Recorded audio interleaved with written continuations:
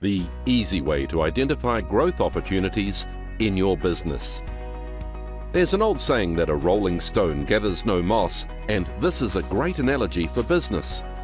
In business, it's essential to keep moving forward, making improvements to push ahead of your competition and stay relevant for your customers. Sometimes identifying opportunities for growth while you're working in your business can be hard. That's why our business improvement team offers a growth planning course to help busy business owners plan and make improvements in their businesses. The Kiwitax Growth Planning course is based around our growth equation, a simple formula representing the cash flows through a business and the resulting profit. This growth equation allows for scenarios to be tested and the resulting changes to cash flow easily modeled. This makes the whole process to identify opportunities much easier. The growth equation incorporates 7 key areas of growth that model a typical business. Let's go through these 7 areas of growth and then apply them to a plumbing business to see how it all fits together. 1. Improve your retention rate. They say it costs 5 times more to find a new customer than it does to keep one. So, improving your retention rate is a great strategy to improve your bottom line. 2. Increase lead generation. Having more potential customers to sell to will ultimately mean more customers and potentially better customers too.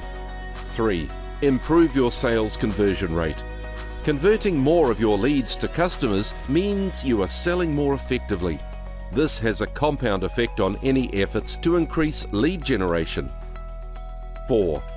Increasing transaction frequency. If you can sell to a customer once, chances are that you can sell to them again. Encouraging your customers to repeat purchase can have a big impact on your bottom line.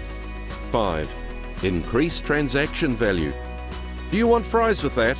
One of the largest companies in the world worked out that asking one simple question could help increase their average transaction value. Multiply this small increase over and over and it has a snowball effect.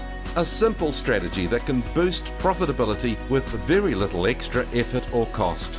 6. Reduce the cost of goods sold, COGS or COGS. Finding alternatives or renegotiating the cost of the goods you sell adds straight to your bottom line. Working with your suppliers is a great way to get them more involved in the success of your business too. 7. Reducing expenses. Reducing expenses is as effective as reducing your COGS.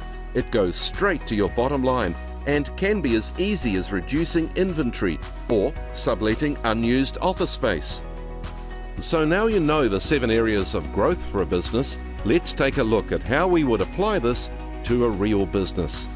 For our example, we've chosen to work with Paul the plumber, a commercial plumber who has been in business for a few years now, but feels like the business isn't reaching its potential and he doesn't know why. First up, we need to model Paul's business so we can see what his current situation is before we run some growth scenarios.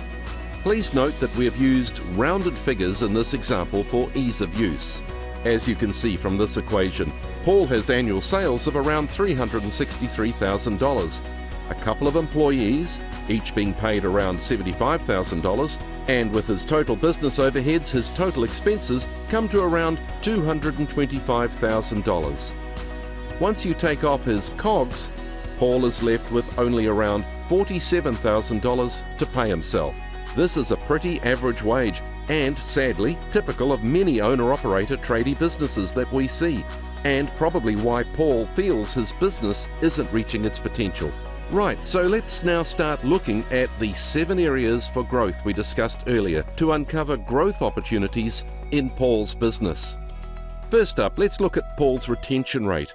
Out of his 6 clients, he loses about 1 or 2 each year. We would like to see him retain all his customers, and we decide to look at how he manages and communicates with them. Paul says he does have a customer database and an email marketing system, but he rarely uses them and only communicates with his clients when they contact him. We discuss getting an email template developed that will help him communicate with his clients on a more regular basis. in order to keep Paul front of mind when they need work done. This should prevent them looking elsewhere and potentially leaving. We think this will help him retain all of his customers, which has a positive improvement on his profit of over $70,000 a year. Not bad given the cost and effort to implement this simple strategy. Next, we take a look at Paul's lead generation. Paul says he relies mainly on word of mouth to date. We discuss options to help build brand awareness for Paul's business, and we settle on radio advertising, vehicle branding, and branded uniforms. We also think that Paul should take on an apprentice to help in servicing the extra customers he is gaining. These activities all have costs associated, so we reflect these as an increase in his expenses in his growth equation to $300,000 per year. We think these changes will double the number of inquiries Paul gets each year, and the apprentice will help to share his workload, making life a bit easier for him. Next, we take a look at Paul's conversion rate, which at 10% is a little low. Paul admits he's not great at following up with inquiries, as he is often too busy on the tools. Since he has an apprentice to share the load with, we decide he needs a system to help manage the inquiries and follow-ups by using software in the form of a Customer Relationship Management (CRM) system. We think this will double his conversion rate at a minimum, which when combined with an increase in inquiries has a great effect on his bottom line, boosting it to $195,000. Then we get to discussing transaction frequency, and Paul explains that his commercial clients prefer getting just one invoice a month as it suits their cash flow, and it also works with Paul's monthly maintenance plan. So we decide that the transaction frequency is already optimized and no further changes need to be made. Next, we discuss transaction value.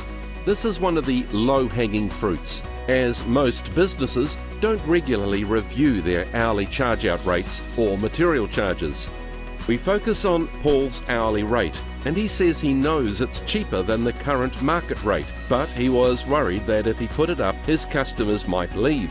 So we decide to put it up for new clients now, while providing notice to his existing customers that we will be putting it up soon. This gives his current customers an opportunity to voice any concerns in the meantime. We think this modest change will increase the average transaction value by $100 in the short term. This would boost Paul's profit to an impressive $204,000 per year. Next, we move the discussion to reviewing the cost of goods sold in Paul's business. This can be quite a significant piece of work in a service business like plumbing, as the cost of goods sold includes staff wages and materials. We decide to focus on staff wages first and quickly realize that Paul doesn't have an easy way of tracking billable hours or the efficiency of his team. We plan to set him up with software that will help him identify any areas that need attention before they become problems. Secondly, we decide to undertake some health and safety training for his team to reduce the time lost to injury, and finally some training around materials and consumables wastage. Next, we agree that Paul will approach his suppliers to negotiate some better terms for the products and materials he uses most. We think that these strategies will see a real-world improvement of around 2% on the cost of goods sold. This is another solid improvement to his bottom line to over $217,000. Finally, we take a look at overall expenses in Paul's business, and as we've added some expenses and are already undertaking quite a number of initiatives across the business, we decide to leave this as is for a conservative approach. So you can now see the results. If Paul were to successfully undertake all these initiatives, is a profit improvement of over $170,000 to a total of $217,440 profit. This would be a significant turnaround for the business and its ability to pay Paul a much more reasonable wage. The trick now is making sure Paul follows through and ticks off these initiatives, and that's where Kiwitax's quarterly coaching service comes into play. A business advisor who will work with Paul in making sure these changes happen and that they stick. So that's it. Now you know how to go about identifying opportunities for growth in your business using the Kiwitax growth equation and how Kiwitax growth planning and quarterly coaching services work. If you'd like to find out more or get a quote, please check out our website www.kiwitax.co.nz.